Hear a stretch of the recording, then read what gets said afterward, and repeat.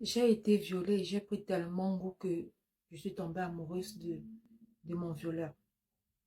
En fait, il y a peu, nous avons été cambriolés. Bref, nous sommes restés à la maison. On a entendu des bruits. Mes parents ont entendu des bruits. Et quand ils sont arrivés au salon, ils se sont rendus compte qu'il y avait des intrus dans la maison qui avaient une arme. C'est comme ça qu'ils nous ont menacés. Ils ont amené mes parents dans la maison et puis ils ont pris tout ce qu'il y avait. Ils ont pris l'argent, les téléphones de tous les membres de la maison.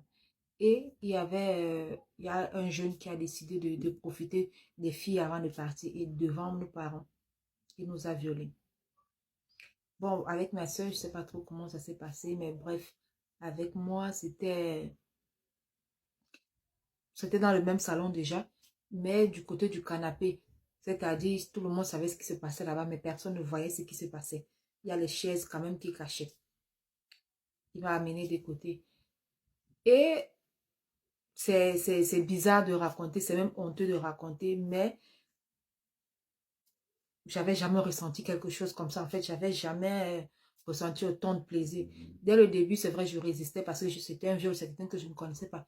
Mais finalement, je me suis laissée aller et j'ai tellement aimé que lui-même, il a senti ça. Et lui-même, il a senti ça. À un moment même, il a laissé sa cagoule tomber, il a carrément enlevé et puis il m'a regardé dans les yeux, il m'a fixé comme ça. Bref, il a compris. J'ai vu son visage, mais j'ai rien dit. Et après, ils sont partis. Mais ils sont partis, j'ai tellement repensé au moment. Bref, pendant des semaines, il n'y avait que son image dans ma tête. Et j'ai pas été bouleversée comme les autres qui ont souvent ce problème quand c'est comme ça, ils ont peur, machin. J'ai pas été bouleversée, au contraire, je ne faisais que penser à ça. Je ne faisais que penser à ça. Finalement, j'ai commencé à chercher le gars. Partout, les gars que je voyais dans la rue, j'essayais de voir son visage. Bref, je cherchais son visage parmi tous les gars que je croisais dans la rue.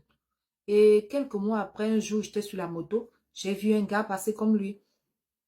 Ce que j'ai fait, c'est que je suis descendue de la moto et je l'ai suivi jusqu'à ce que j'ai vu où il entrait.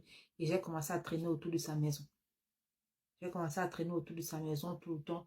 Et j'avais pas le courage, en fait, d'aller toquer. Qu'est-ce que j'allais lui dire? Que c'est moi tant? Que c'est comme... Je me suis dit, peut-être il va fuir, il va se dire que je vais le dénoncer. Ou je me dis, en fait, qu'il va se dire peut-être que je vais le dénoncer, peut-être qu'il va me repousser ou je ne sais pas. Bref, je sais où il vit.